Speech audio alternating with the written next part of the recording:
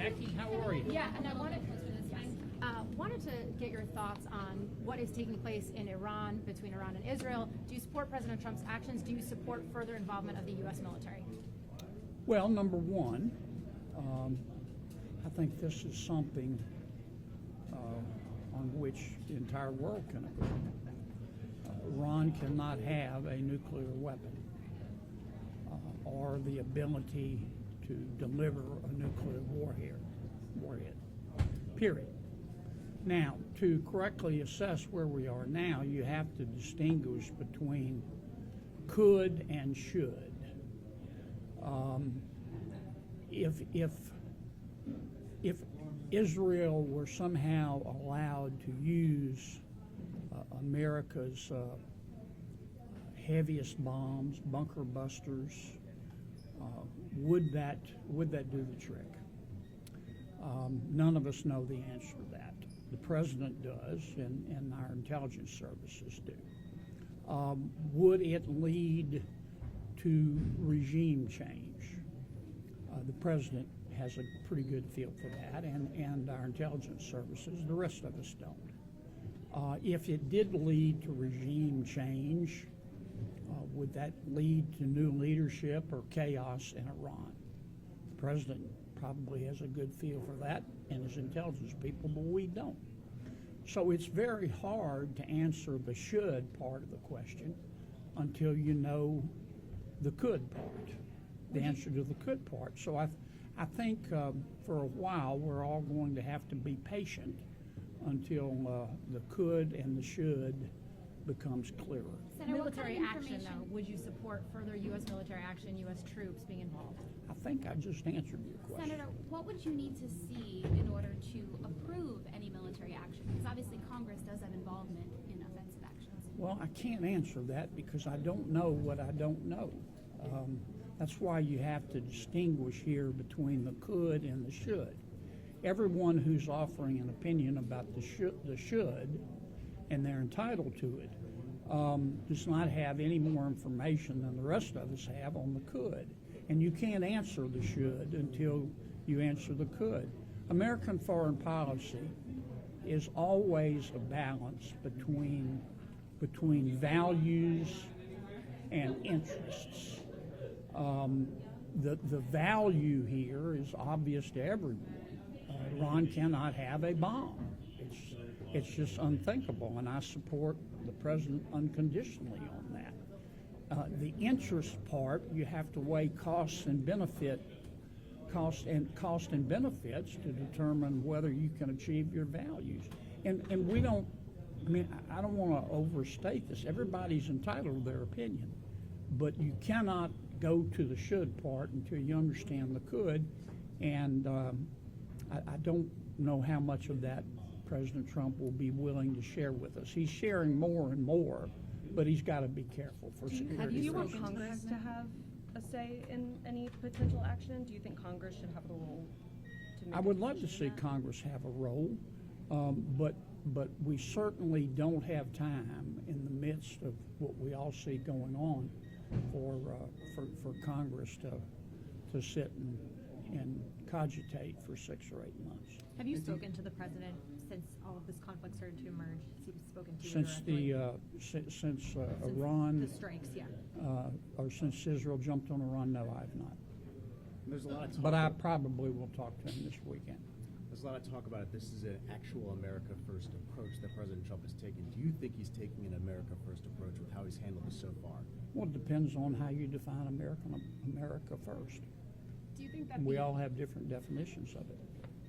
Do you think that the bunker bomb, as you said, is necessary based on the intelligence that you have, or do you think that the capabilities of creating a nuclear bomb have been diminished or eliminated by Israel already?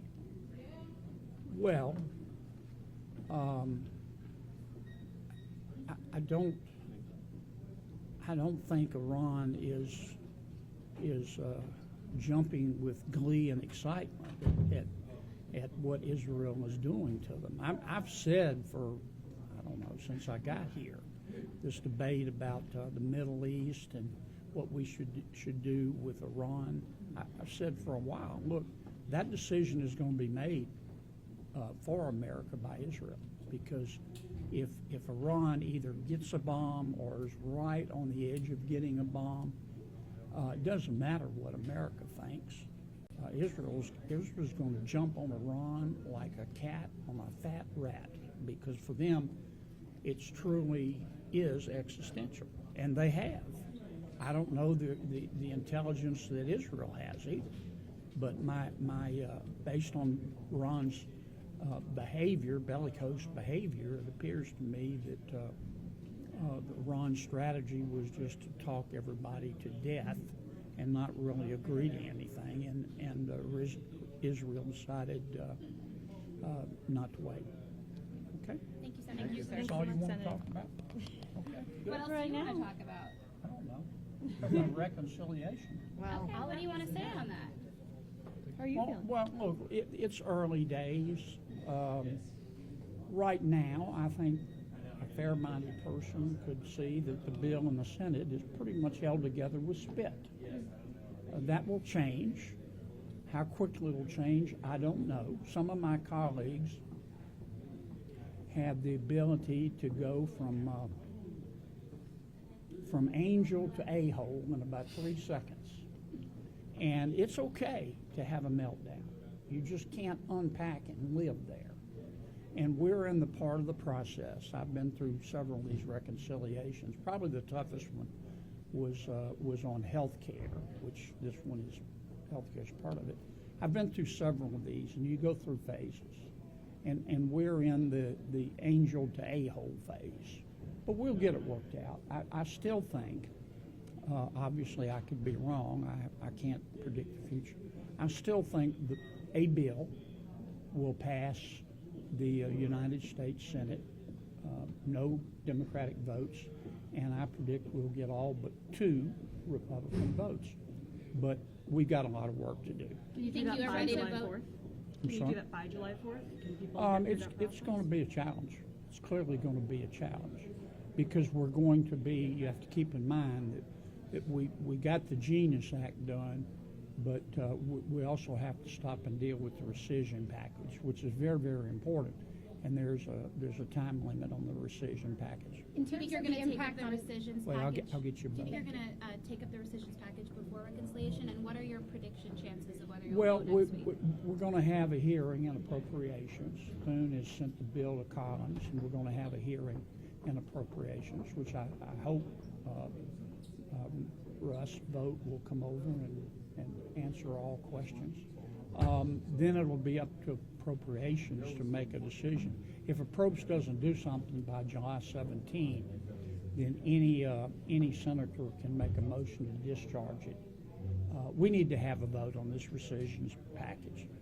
You're either serious about reducing spending or you are not, and this is a chance to test who's truly serious about reducing the deficit and who just wants to talk about it.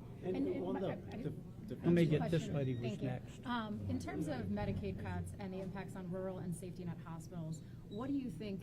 Do you agree with the current version of the bill and what it does, or what would you like to see? Well, I think most of us are still going through the bill. I'm still hearing from the healthcare people. What I'm asking folks to do is share with me data and facts, not just hyperbole, because that's what we're down to now. I mean, nobody is for.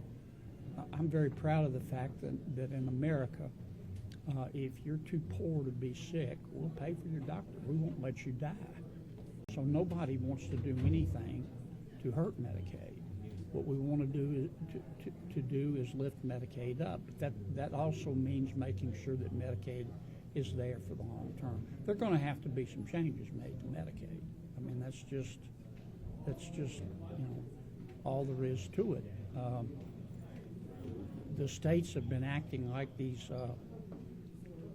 carnival barkers that are trying to entice you to go play their ring tosses at the fair that are always rigged. I mean, they're pretty smart, and they've used the provider taxes and other mechanisms to basically circumvent the rules.